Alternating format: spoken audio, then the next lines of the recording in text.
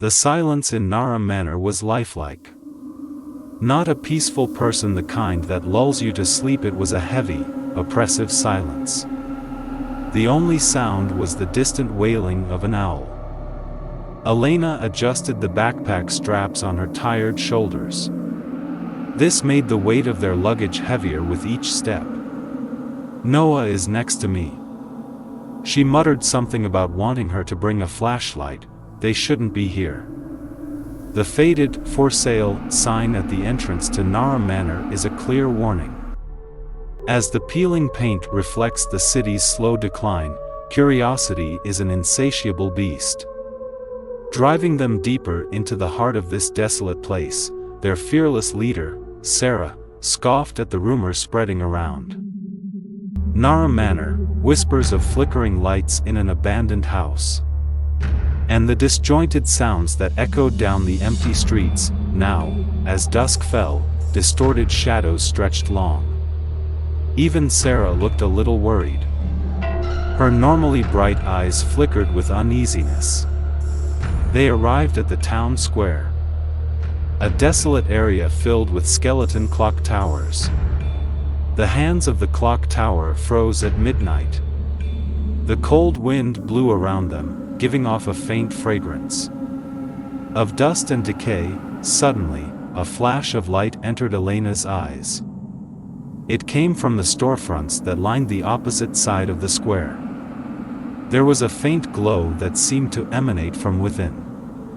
A knot of fear formed in Elena's stomach. Sarah used to be a cynical skeptic. Maybe it was a short circuit, she muttered, but her voice lacked conviction.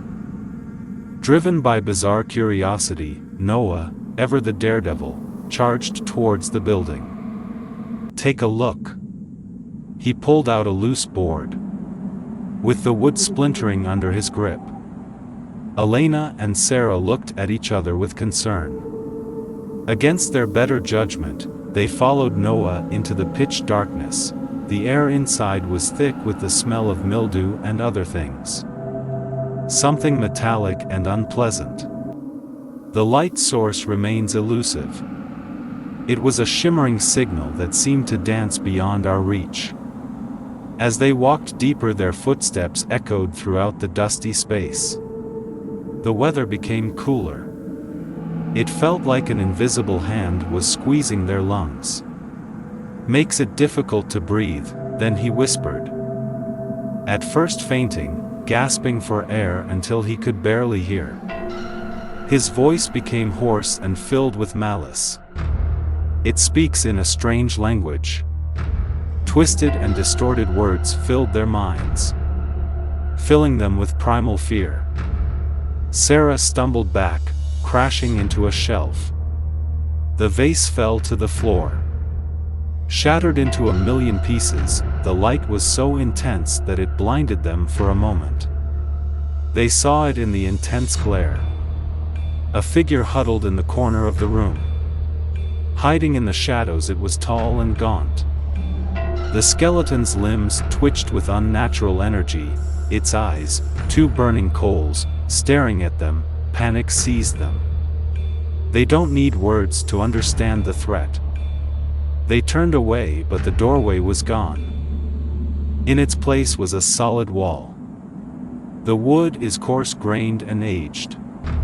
When attached to an entity, the air suddenly exploded with evil energy. Sarah, her voice choked with fear, shouted, "What do you want?" The answer was a roar that reverberated through their bones. The figure lurched towards them. A skeletal hand reached out from the darkness. Suddenly, a blood-curdling scream sounded out into the night. Which was a scream that didn't belong to them. They turned around to see the clock tower. The hands of the clock moved slowly at first, then at a frightening speed. They arrived at midnight. And the sound of bells resounded throughout the deserted city. The entity shrank, the light in its eyes flickering and fading. It let out a cry of frustration and disappeared into thin air.